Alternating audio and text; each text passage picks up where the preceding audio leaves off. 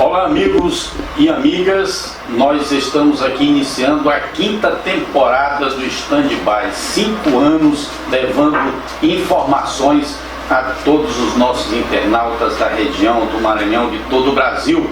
E nós temos o privilégio de ter você conosco aqui e agradecemos carinhosamente por você acreditar no nosso projeto, um projeto que está a cada dia procurando se firmar melhor, acompanhando aí todo o nosso trabalho em todas as plataformas digitais, e a cada dia estamos procurando fazer o melhor para você, meu amigo, minha amiga. Estamos começando a 5ª temporada do Stand-by com o nosso empresário, publicitário, Nilson Takashi, que é pré-candidato a prefeito de Imperatriz. Mas antes, vamos agradecer os nossos patrocinadores: FETEV, Faculdade El Shaddai de Teologia, Açaí Tintas, Extimbrais, Extintores do Brasil Limitada, Sente-se Bem é um Prazer, Amor ao Cubo,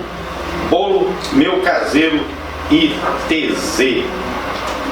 Vamos conversar agora com o pré-candidato a prefeito de Imperatriz, Nilson Takashi.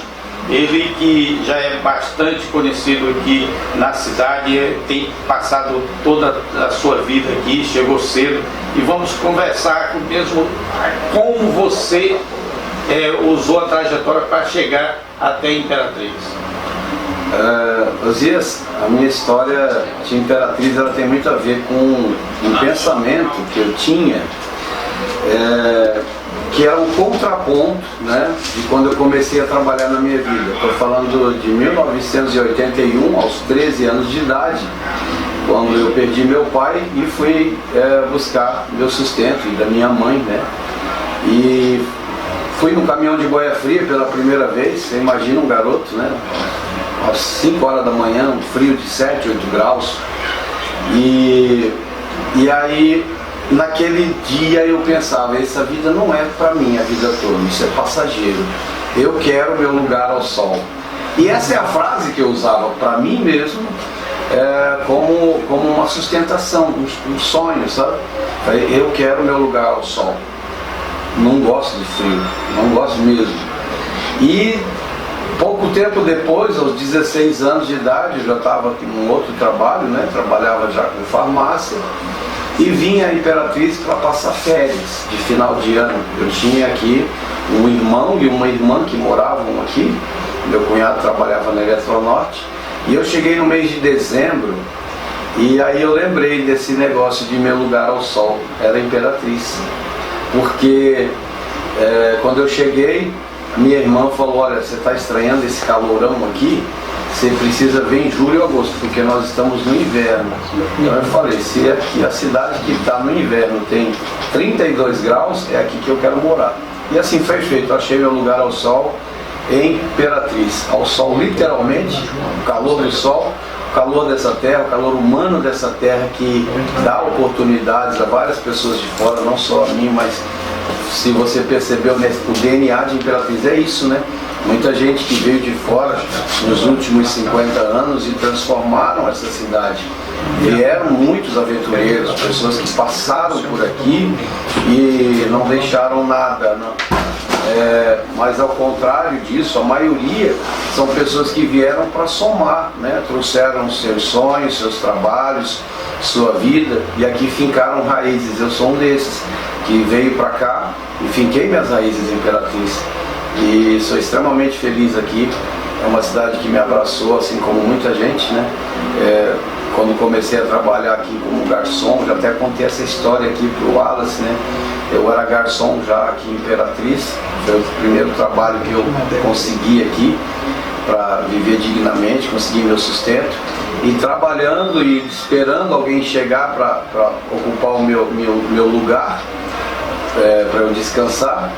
E aí chegou um camarada chamado Adalberto Franklin, que mudou minha vida, entende? Com tão pouco, mudou a minha vida. Ele falou: olha, seus desenhos são legais, vai para o jornal, vamos fazer teus desenhos no jornal. Aceitei o desafio e ali eu comecei uma nova dimensão na minha vida, né? Nunca me imaginei trabalhando na imprensa, na comunicação, e o Jornal Progresso foi essa abertura, né, na minha vida. E dali foi sempre no meio da comunicação, né? No Jornal Progresso para a Rádio Mirante, a Rádio Terra, a Rádio Nativa, a TV Mirante. Então a gente sempre trabalhou nessa área até o momento em que eu decidi que a publicidade, que o marketing, né, era o que eu mais me identifiquei. Venho trabalhando nisso desde 1988, né, que eu trabalho especificamente mais na área da publicidade, embora sempre estejamos juntos, né, na comunicação, foi na publicidade a área que me identifiquei e que me, vamos dizer assim, me deu o meu sustento até hoje. Hoje a gente tem outras atividades de negócio, mas principalmente é a publicidade e que eu sou extremamente apaixonado nesse trabalho. Agora, Nilson, quando você chegou em Imperatriz, aqui passava por alguns processos de ciclos do arroz, da madeira e agora, mais recentemente, da educação. Imperatriz, a gente não posso falar só da etapa que eu conheço, de 1984 para cá. Imperatriz realmente sempre passou por esses ciclos. Eu cheguei no final do ciclo ali do ouro, para iniciar o da madeira, e sempre foi extrativista, né? E agora a gente percebe que Imperatriz avançou muito na área do varejo, principalmente na área da educação. Hoje é um celeiro de educação, muitas faculdades de quase todas os cursos acadêmicos já tem Imperatriz. Isso é muito bom para as pessoas de todo lugar, mas Imperatriz ainda tem esse outro lado que ainda não foi explorado pelo poder público, que é o da saúde. Imperatriz tem um potencial enorme na área da saúde. Isso tem acontecido principalmente pela iniciativa privada, pelos próprios empresários da área da saúde que investem em Imperatriz e faz com que Imperatriz receba gente de muitos lugares, de todas as regiões aqui do sul do Maranhão, do Pará, norte do Tocantins, que buscam em Imperatriz essa referência da saúde. Pode ver que de uns 15, 20 anos para cá, procura-se menos Teresina, né? Hoje Imperatriz já resolve boa parte dessas situações no campo privado, né? No municipal, no estadual, ainda tem muito que melhorar. E é nisso que a gente acredita que podemos dar uma grande contribuição, mostrando para a Imperatriz o grande potencial que ainda está adormecido por falta, por inércia do poder público. A economia em Imperatriz é forte? Muito forte, muito forte. Eu faço um trabalho de prospecção de negócios e estamos visitando várias cidades do Nordeste para alguns clientes nossos. E quando a gente vê os números de Imperatriz, é que a gente entende que Imperatriz tem ainda muito para crescer internamente como gestão. Porque cidades que têm a mesma população que nós temos, que tem uma arrecadação muito menor, tem índices sociais muito melhores, tem estrutura física nessas cidades muito melhores que Imperatriz. Não vamos comparar aí com cidades de São Paulo, do Paraná, do Goiás, que tem um PIB, um IDH muito diferente da realidade do Nordeste. Mas se compararmos Imperatriz, por exemplo, com Juazeiro do Norte, no Ceará, que é uma cidade também com a mesma população de Imperatriz, com arrecadação e com um PIB bem menores, você vê que a cidade de lá, ela tem um grau de vivência das pessoas muito melhor que de Imperatriz, muito, em todas as áreas, principalmente na infraestrutura. A infraestrutura de Imperatriz atualmente está realmente uma vergonha. Morando em Imperatriz há tanto tempo, a gente não se lembra, né, de uma situação tão calamitosa como está agora, né? E isso reflete em tudo, né? Até na autoestima do cidadão, em receber amigos ou visitas de fora, no custo alto de manutenção de seus veículos, no risco que isso tem trazido para as pessoas, né? No período principalmente de chuva, a gente percebeu muito os buracos que ficavam cobertos por água e as pessoas vinham de moto, de bicicleta ou de carro e sofriam acidentes terríveis, né? Sobrecarregando inclusive o serviço de saúde. Olha como é tudo ligado, né? Um mau investimento na estrutura da cidade acarreta muito mais investimento e demanda de recursos para a área da saúde. Então, não dá para entender como que nós, com todo esse PIB, com toda essa arrecadação do município, não consegue se fazer um investimento em estrutura. Aí, quando a gente entra para a área técnica, se você me perguntar, por isso o que acontece? É fácil. Se você só entrar no portal da transparência, vai ver, por exemplo, que é um erro de gestão. Infelizmente, o prefeito Assis, ele descobriu uma forma de se perpetuar no poder. Os ex-prefeitos tinham em média de 500 a 600 profissionais nomeados. O que ele fez de 2017 para cá?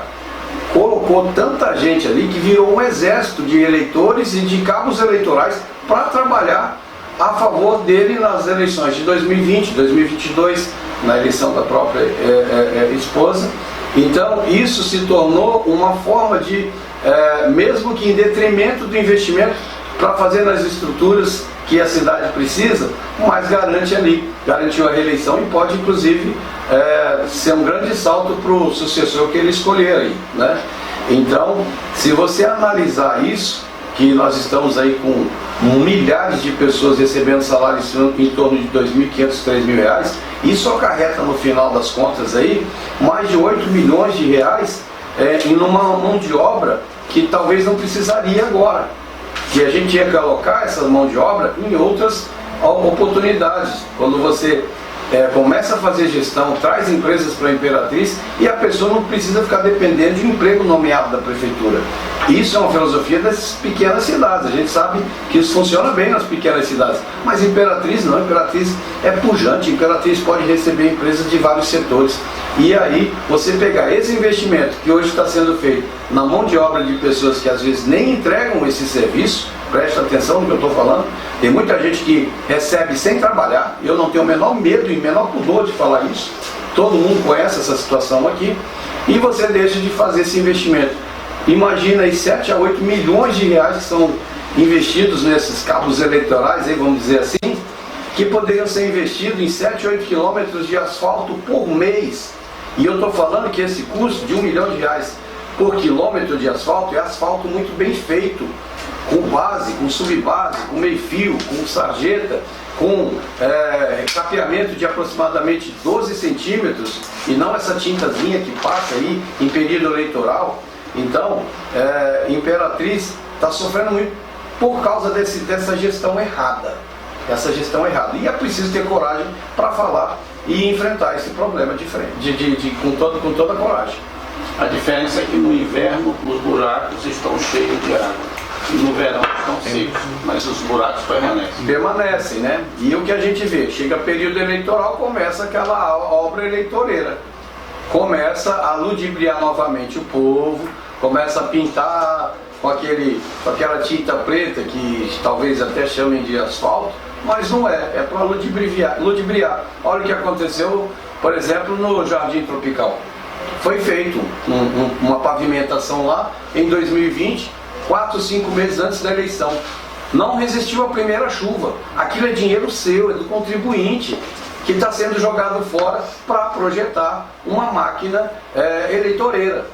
E isso nós não podemos aceitar de novo, não podemos cair nesse golpe novamente. Presta atenção, Imperatriz. Presta atenção que novamente pode você vê muitos recursos sendo aplicados de forma errada, apenas para enganar, para dizer que o governo está fazendo um trabalho bem feito. E não está. Nilson, quando fala assim de administração, a gente entende que tem que ter os 4 pilares: planejamento, organização, direção e controle. Se um desses não existir, não existe administração. Então, o que existe em Imperatriz é uma falta de administração mesmo. Porque não tem planejamento, não tem organização, não tem direção, não tem controle, não é administração. Isso, por isso que a gente desenhou um plano de governo em que ele só inverte essa lógica da administração, né? Tem como base vamos imaginar que para uma gestão eficiente, Eu tenho comparado que Imperatriz precisa de uma mesa, certo? E uma mesa é formada geralmente pelos 4 pilares, por 4 pés e um tampo, né? Então você imagina que tudo que a gente vai fazer na vida precisa necessariamente começar por uma mesa. Se é um jantar, onde vai começar um relacionamento com uma pessoa, se é de negócios, se é uma reunião, se é uma entrevista, é preciso ter uma mesa. Para fazer sua refeição, é preciso uma mesa. Hoje, Imperatriz não tem essa mesa. É tudo discutido caminhando, sem orientação, sem rumo, né? E o que eu vejo é que a gente precisa de uma mesa que tenha nesse pilar a estratégia, o relacionamento com os poderes de Imperatriz, que isso é fundamental, com todos os poderes de Imperatriz, com os deputados estaduais que nós temos, com os federais, com o governo do estado, com o presidente da república, com os vereadores. Nós precisamos ter o outro pilar, que é o respeito ao cidadão. Num outro pilar nós precisamos ter tecnologia, porque não dá para fazer gestão hoje sem tecnologia. O que nós estamos fazendo aqui hoje é com tecnologia, coisa que a gente não imaginava há 15 a 20 anos atrás, fazer uma entrevista desse nível sem esses aparatos tecnológicos. Então a gente precisa colocar tecnologia na mão do cidadão para ele ter serviços de qualidade, para perder menos tempo, como acontece hoje. E esse tampo de vidro, que a gente vai dizer que é a transparência. Nós precisamos ter transparência, nós precisamos ter uma coisa que eu estou trabalhando muito para que Imperatriz seja a primeira cidade a ter compliance. Quando eu falo esse nome, as pessoas até se assustam. Quem não é do ramo de gestão, que não conhece, ele assusta quando que esse cara está falando de compliance. O compliance é o formato que as grandes empresas usam para ter o controle total, absoluto daquilo que acontece em suas empresas. Eu vou dar um exemplo aqui, como o João Claudino. Como que ele conseguia controlar mais de 20 mil funcionários, mais de 300 empresas, em mais de 200 cidades? Ele é um Deus que está onipotente, presente, olhando tudo? Não, existem empresas, ferramentas que são utilizadas para isso, para garantir o controle absoluto, que são empresas de compliance, de auditoria fiscal e financeira. Esse formato existe em todas as grandes empresas. Eu vou dar um exemplo. Como que a pessoa que talvez não entenda um mínimo de gestão, ela pode entender o que é isso? Olha só, o João Claudino, que infelizmente faleceu, eu creio que em 2020 de Covid, administrou o Grupo Paraíba por mais de 60 anos. E ninguém conseguia roubar nada dele, nem cliente, nem funcionário. E uma senhora, por exemplo, pode ser exemplar no que é o compliance. Compliance, ele tem formatos de operação padrão, de gestão, que fazem com que uma simples camiseta tenha o controle de ser vendida corretamente. Então uma senhora chega no Armazém Paraíba, até hoje o procedimento é igual. Chega no vendedor, ela não dá o dinheiro para o vendedor e sai com a camiseta embaixo do braço. Ela recebe só um ticket dizendo que aquela camiseta amarela é o que ela vai levar.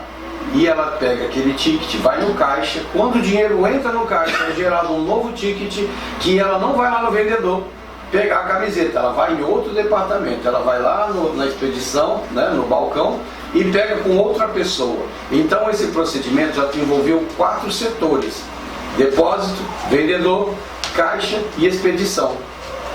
Quando termina o dia, pode prestar atenção, não acabou o trabalho, fechou as portas da loja, aí entra o time de auditoria, que com equipamentos começa a bipar. Ele vai escaneando todos os produtos e vê o que está faltando e se o dinheiro entrou no caixa ou não. No outro dia, isso já é informado para a gerência da empresa e para a presidência da empresa.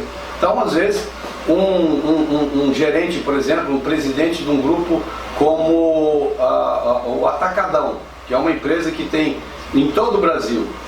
O cara que é dono do Atacadão, ele sabe o que realmente está faltando dentro daquela loja em pouco tempo. E aí abre procedimento para descobrir como que aquilo sumiu e tem que aparecer o responsável ou o dinheiro, certo?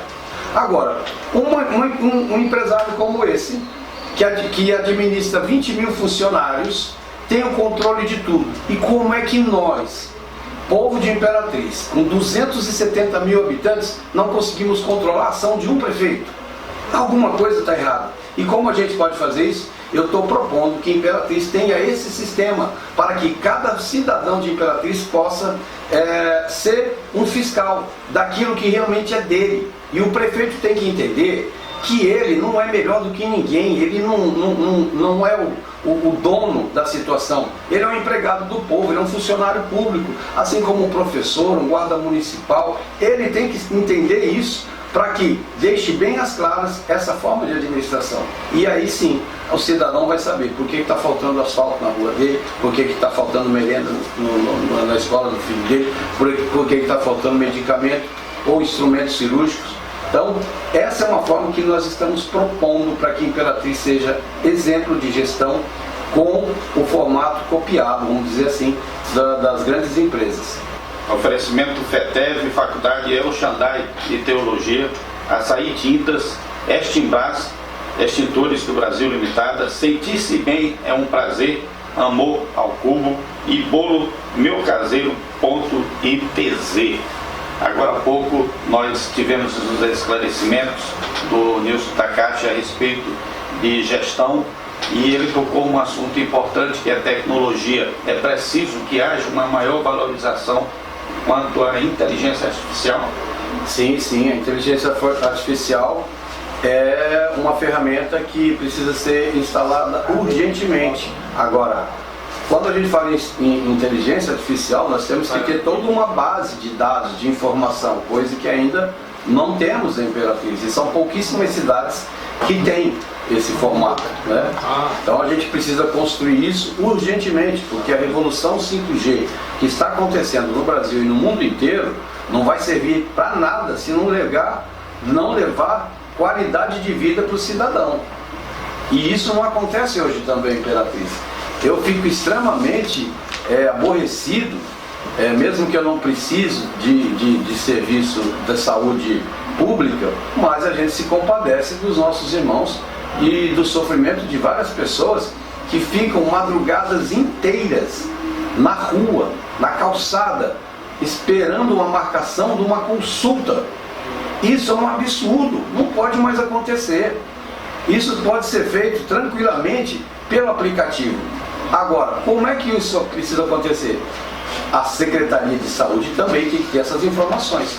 Se nós contratamos os profissionais para trabalhar para a prefeitura, se temos um maquinário disposto para fazer exame e sabemos a quantidade de operações que tem disponibilizado para o município, por que eu não coloco tudo isso no aplicativo? Para que na palma da mão o cidadão consiga, dentro de casa, no conforto de casa, marcar ali uma consulta, um exame, uma cirurgia, saber exatamente quais os medicamentos foram comprados e por qual preço foi pago e onde está esse medicamento, para quem que foi entregue. Por que não tem até hoje o cartão SUS digitalizado com as informações das pessoas? Se tem diabetes, se tem intolerância a algum medicamento, intolerância a glúten ou algum outro alimento, se ele tem predisposição genética a alguma doença, e por que nesse cartão SUS não tem a digital ou o reconhecimento facial dele e o contato das pessoas que moram na mesma casa que ele? Imagine se tem todas as informações no cartão SUS digital, no celular da pessoa. Se ele é acometido, por exemplo, por um AVC, ou por um infarto, ou por um acidente, e não está disponível o celular dele nem a carteira, ao momento que ele chega no pronto-socorro, a enfermeira, o médico, disposto de um celular, pode colocar a digital dele, o reconhecimento facial, e ter todas as informações. Por exemplo, a pessoa chega no hospital desacordada, mas é reconhecido o dedo ou facial, né? Vai que machucou o rosto e comprometa o reconhecimento, está no digital também. E na mesma hora a enfermeira avisa para o médico ou para a enfermeira-chefe: não coloca um soro glicosado, porque ele é pré-diabético ou ele é diabético. Se ele está desmaiado, já vai morrer. Não dê dipirona para ele, porque ele tem alergia de dipirona. Então essas informações já passou da hora de ter na mão do cidadão. Isso é simples, isso é rápido, isso é fácil. O tipo sanguíneo é um histórico dele, né? Um prontuário médico que pode ser feito dele, enriquecido ao longo do tempo. Isso pode ser feito urgente. Eu não posso tolerar que vejo tanta gente nas madrugadas pegando chuva, frio, e às vezes chega de manhã, na hora de pegar aquela senha de papel, não tem para ele. Vai ter que ficar mais uma noite ali se humilhando. Tem que acabar com isso, e a gente pode fazer isso assim, ó, agora, está pronto, o que a gente está falando aqui já está pronto. Está pronto aqui na nossa mão e pode ser executado. Inclusive, deixei bem claro, se a Secretaria de Saúde, se o atual prefeito quiser utilizar, a gente doa. Só basta que ele tenha esses acessos lá, digitalizados, e nós colocamos isso aí sem custo nenhum para a prefeitura, apenas mesmo para que o povo de Imperatriz possa usufruir de um serviço inovador e altamente confiável. Podemos colocar, não tem problema.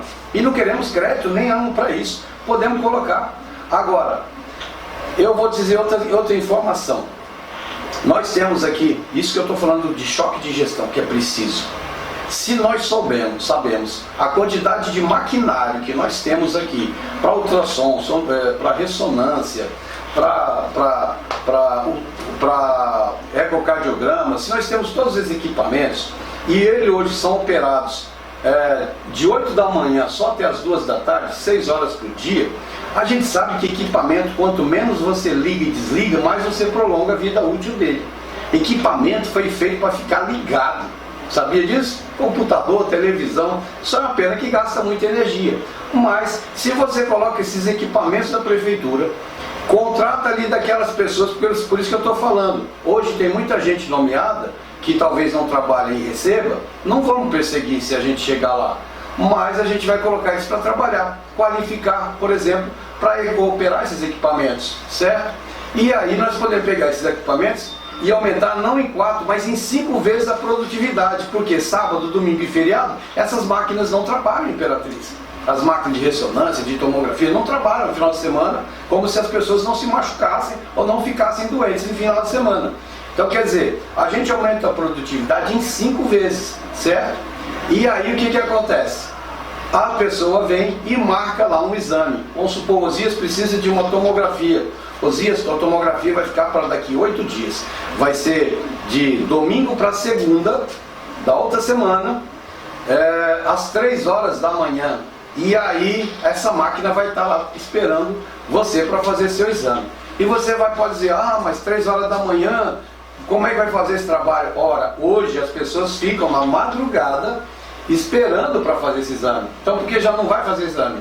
Agora, se eu falar para você que vai ter um carro da prefeitura para buscar você ou qualquer outra pessoa das 7 da noite até as 7 da manhã com um motorista e esperar você fazer o exame e deixar de volta em casa na madrugada, você acredita que dá para fazer? Dá para fazer. E eu não preciso gastar mais nenhum real da prefeitura. Sabe por quê? Num governo Nilson Takashi, pode escrever aí. Nós temos 23 secretarias e temos 23 carros alugados, cada um desses carros com 2 motoristas e combustível à vontade. Um secretário do Nilson Takashi, quer ser o secretário de cultura do Nilson Takashi? Só que, Osias, você não vai ter a regalia de ter um carro com 2 motoristas. Você vai usar o seu para trabalhar e vai ter um bom salário, certo? Mas você vai ter que abrir mão desse carro com os 2 motoristas, porque esses 23 carros, com esses 46 motoristas, com todo esse combustível que é usado, vai usar agora para buscar as pessoas que precisam e não tem condição de pegar uma condução de madrugada. Já faz a consulta, o exame marcou com o QR Code, o médico já dispara para o seu cartão SUS e você vai ser buscado por um motorista da prefeitura. Ao invés de ficar ali de chofer, dando essa regalia para um secretário, vai servir para as pessoas. Acredita que dá para fazer? Dá! Desde que a gente comece a tratar o recurso público com o respeito que ele merece, entende? É assim que a gente imagina.